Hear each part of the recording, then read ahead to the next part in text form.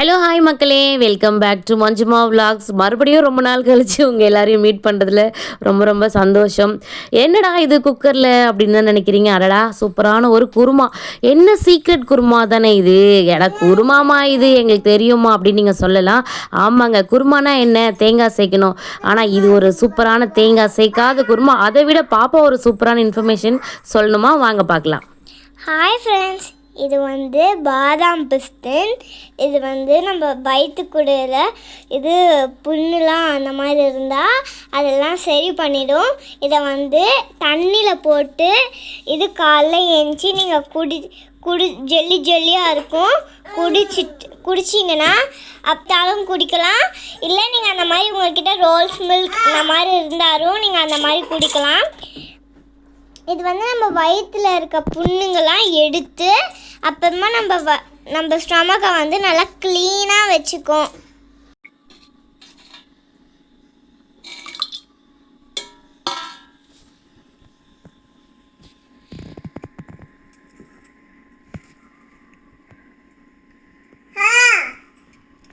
இந்த மாதிரி நாங்கள் தண்ணியில் போட்டுட்டோம். நெக்ஸ்ட் டே காலைல ஏஞ்சி பார்க்கலாம் எப்படி இருக்குன்ட்டு. ஹாய் மக்களே, பாப்பா சொன்னது எல்லாருமே கேட்டிருப்பீங்க. அது பேர் பாதாம் பிசின். ஸோ வயிறு புண்ணாக இருக்கவங்க எல்லாருமே மறக்காமல் அதை நைட்டு ஃபுல்லாக ஊற வச்சுட்டு மறுநாள் காலைல எழுந்து அது நீங்கள் அப்படியேவும் சாப்பிடலாம். இல்லை பாப்பா சொன்ன மாதிரி ரோஸ் மில்க்லேயும் சாப்பிட்லாம். இது என்ன பூத்தட்டோடு எங்கே கிளம்புறோன்னு பார்த்தா மார்கழி மாதம் டே 4, அதாவது 4வது நாள் வீட்டு வாசலில் விளக்கேற்றுறோம். இன்றைக்கி வெள்ளிக்கிழமை அமாவாசை, மார்கழி அமாவாசை. ஸோ நம்ம வீட்டில் எப்போவுமே அமாவாசைனா நான் கோலம் போட மாட்டேன். நிறைய பேர் வீட்லேயும் சேம் இதே மாதிரி கோலம் போட மாட்டாங்க. ஆனால் ஒரு சிலர் வீட்டில் கோலமும் போடுறாங்க. அது என்னென்னு எனக்கு தெரியல. இப்போ நம்ம வீட்டில் டே 4 மார்கழி மாதம் நம்ம வீட்டு வாசல் நம்ம என்ட்ரன்ஸ் உள்ளே போகிற வழியில் ஸோ எப்போவுமே நான் இந்த இடத்துல தான் விளக்கேற்றுவேன். உள்ளே போகும்போது படிக்கட் பக்கத்தில் அங்கே ரொம்ப அழகான மண் விளக்கில் அது எரியும் போது, அந்த விளக்கு தீபம் எரியும் போது மனசுக்கு அவ்வளோ ரிலாக்ஸாக இருக்கும். ஸோ ஒரு கோம்பு ஊதுவத்தியும் அங்கே வச்சுட்டு பூவெல்லாம் வச்சுட்டு இப்போ அப்படியே வாசலில் பார்க்கலாம். இன்றைக்கி வாசலில் கோலம் போடலை, அமாவாசை அப்படிங்கிறதுனால. ஸோ காலையிலேயே பார்த்திங்கன்னா இன்றைக்குமே ஆஸ் யூஷுவல் 5 மணிக்கெலாம் எழுந்து வாசல்லாம் பெருக்கி இதே மாதிரி எல்லாம் பண்ணிவிட்டு உள்ளே அதுக்குள்ளே கிச்சனில் எல்லாம் ரெடி பண்ணிவிட்டு சமைக்கிறதுக்கு 6 மணிக்கு மாதிரி நான் வெளியில் வந்துட்டு நல்லபடியாக சூப்பராக கடவுளை வேண்டிக்கிட்டு எல்லாரும் நல்லா இருக்கணும், எந்த நோய் நொடி இல்லாமல் எல்லாருமே சந்தோஷமாக ஹாப்பியாக இருக்கணும் அப்படிங்கிறத நல்லா சாமிக்கிட்ட வேண்டிக்கிட்டு நல்லபடியாக நம்ம இந்த நாளை எப்படியாவது ஓட்டிடணும். ஒவ்வொரு நாளும் கடக்கிறது தாங்க இங்கே பெரிய விஷயம். விதவிதமான மனிதர்கள் வருவாங்க, விதவிதமாய் வித்தியாசமாய் அப்படிங்கிறது உண்மையிலே மனுஷங்க வாழ்க்கையில் நிறைய நடைபெறுகிறது. சரி வாங்க, இப்போ நம்ம இதை முடிச்சாச்சு. உள்ளே போயிட்டு கிச்சன் வேலைங்களை அப்படியே பார்க்கலாம் அப்படின்ட்டு உள்ளே போயிட்டேன். காலையிலே குருமாவுக்கு தான் ரெடி பண்ணலாம் அப்படின்னு பார்த்தேன். சரி வாங்க, தோசைக்கு தான் இப்போ குருமா. இந்த குருமாவை எப்படி செய்யலாம் அப்படிங்கிறத இப்போ நம்ம பார்த்துடலாம். இதுக்கு நான் பார்த்திங்க அப்படின்னா ஒரு சின்னதாக வெங்காயம், 2 கேரட் எடுத்திருக்கேன், பீன்ஸ் கொஞ்சமாக எடுத்திருக்கேன், ஒரு அந்த நூக்கல் சொல்லுவோம் இல்லையா, அதை எடுத்திருக்கேன், தக்காளி 1 எடுத்திருக்கேன். ஸோ இது வரைக்கும் வாஷ் பண்ணி நல்லா எனக்கு ஒரு டவுட் மக்களே, இந்த நூக்கல் மேலே இந்த இலை இருக்குது, இதை நம்ம சேர்த்துக்கலாமா அப்படிங்கிறது எனக்கு தெரியல. ஒரு சிலர் இந்த முள்ளங்கி இலையெல்லாம் சேர்த்துப்பாங்க, முள்ளங்கியோட அந்த இலையெல்லாம் சேர்த்துப்பாங்க. இது சேர்த்துக்கலாமான்னு எனக்கு தெரியல. இருந்தாலும் வாங்க நம்ம பார்க்கலாம். காய்கறிகள் எல்லாத்தையும் வாஷ் பண்ணி நம்ம சூப்பராக கட் பண்ணி வச்சுருக்கோம். இந்த பீன்ஸை நான் கட் பண்ணல, இது எங்கள் அம்மா சொல்லி கொடுத்தது எனக்கு.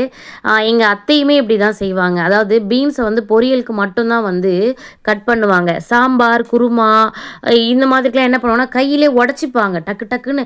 எனக்கு பீன்ஸு செய்கிறது இவ்வளோ ஈஸியாங்கிறது நான் எங்கள் அத்தைக்கிட்டேயும் எங்கள் அம்மாக்கிட்டேயும் தான் கற்றுக்கிட்டேன். என்னதான் இருந்தாலும் அந்த காலத்து ஆளுங்க தான் ஒரு வேலையை எவ்வளோ சட்டுன்னு சுறுப்பாக முடிக்கணும் அப்படின்னு தான். இவங்க என்ன பண்ணுவாங்கன்னா இந்த பீன்ஸை இந்த மாதிரி குருமாக்கு, சாம்பாருக்கெலாம் கையிலேயே ஒரு 4 எடுத்துப்பாங்க. இந்த மேலேயும் கீழே மட்டும் நறுக்கி எடுத்துருவாங்க கையிலேயே.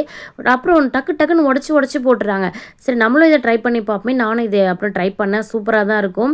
ஸோ நம்ம ஆஸ் யூஷுவல் குக்கரை வச்சாச்சு. வாங்க சமையலுக்குள்ளே ஓடிடலாம்.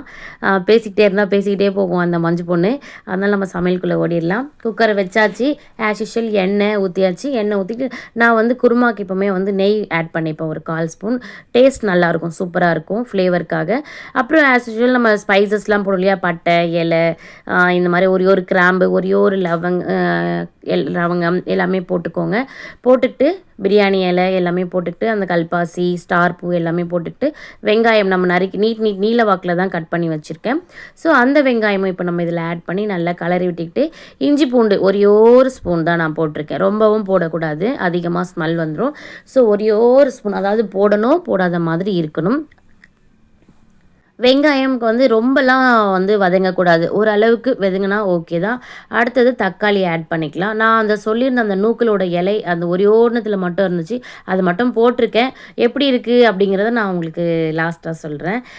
இப்போ வந்து இந்த குருமாவில் என்ன ஒரு ஹைலைட் அப்படிங்கிறது தான் பார்க்க போகிறோம். அதாவது குருமா அப்படின்னாலே நம்ம என்ன பண்ணுவோம், தேங்காய் அரைச்சி ஊற்றுவோம், கரெக்டுங்களா? ஆனால் ஒரு சிலருக்கு வந்து இந்த தேங்காய் அரைச்சி இதை வந்து நீங்கள் நைட்டில் கூட வச்சு சாப்பிட்லாம். இப்போ தேங்காய் அரைச்சி ஊற்றினா, ஐயோ நைட்டே எனக்கு தேங்காய் அரைச்சி ஊற்றின குருமா வேண்டாம்ப்பா, நெஞ்சிலே இருக்கும், ஒரு மாதிரி நெஞ்சு எரிச்சலாக இருக்கும், ஜீரணம் ஆகாது அப்படின்லாம் சொல்லுவோம், கரெக்டுங்களா?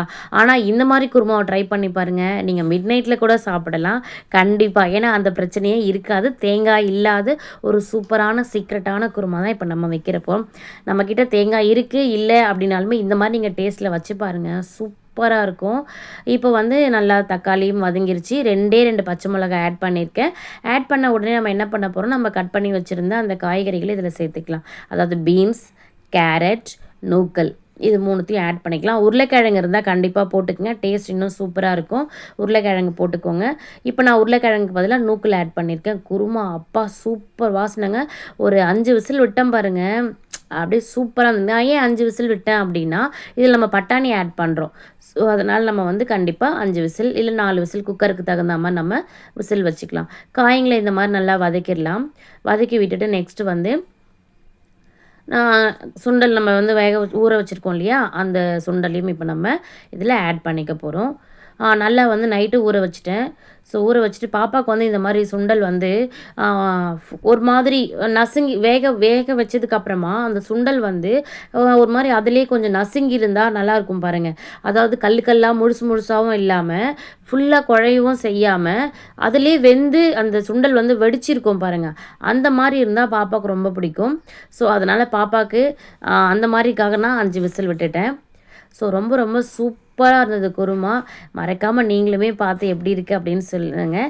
இதே மாதிரி ட்ரை பண்ணி பார்த்துட்டும் சொல்லுங்கள் எப்படி இருக்குது அப்படின்ட்டு. ஸோ இப்போ சுண்டலும் போட்டுட்டோம், நம்ம போட்டுட்டு நல்லா கலரி விட்டுட்டோம். இப்போ இதுக்கு என்ன மசாலா ஆட் பண்ண போகிறோம் அப்படின்னு பார்த்தீங்கன்னா, ஆஸ் யூஷுவல் தனியாத்தூள் ஒரு ஸ்பூன் போட்டுக்கோங்க. தனியா பவுடர் நான் பிளேட்டில் எடுத்து வச்சு காட்டல, அப்படியே போட்டுடுறேன். தனியா ஸ்பூன் ஒரு ஸ்பூனில் போட்டிங்கன்னா 2 பெரிய டேபிள் ஸ்பூனில், நான் வந்து குட்டி பேபி ஸ்பூன் வச்சுருக்கேன், அதில் 2 போட்டுக்கிட்டேன். அடுத்தது பார்த்திங்க அப்படின்னா ரெட் சில்லி பவுடர் கொஞ்சோண்டு, ஏன்னா நான் 2 பச்சை மிளகாய் ஆட் பண்ணியிருக்கேன் ஆல்ரெடி. ஸோ குழந்தைங்க வந்து காரம் வந்து அவ்வளோ கொடுக்க மாட்டேன், அதனால் வந்து கொஞ்சமாக லைட்டாக நான் வந்து ரெட் சில்லி பவுடர் ஆட் பண்ணிக்கிறேன், தனி மிளகாய் தூள். அடுத்தது கரம் மசாலா, அதே மாதிரி ஒரு ஸ்பூன், பேபி ஸ்பூனில் 1 spoon garam masala powder. So இது 3த்தையும் ஆட் பண்ணிவிட்டு இவ்வளோ தான் இதுக்கு. ஸோ நல்லா கலரி விட்டுடலாம். கலரி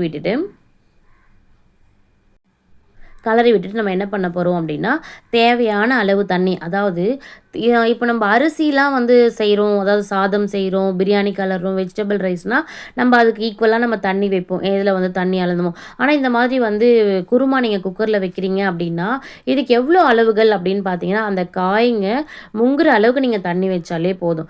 அதாவது இந்த காய்களுக்கு அப்படியே நடுவில் தண்ணி இருந்தால் போதும், ரொம்பலாம் வைக்காதீங்க.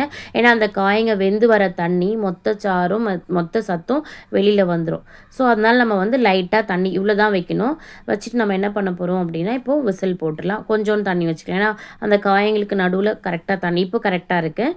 இப்போ நம்ம வந்து இதே அளவுகளோடு நீங்கள் செஞ்சு பாருங்கள், உண்மையிலே ரொம்ப சூப்பராக பர்ஃபெக்டாக உங்களுக்கு இந்த குருமா சட்டுன்னு செய்யலாம். என்னடா நைட்டு இதை நீங்கள் சப்பாத்திக்கெலாம் செஞ்சு பாருங்கள், உங்கள் வீட்டில் மறுபடியுமே கேட்பாங்க.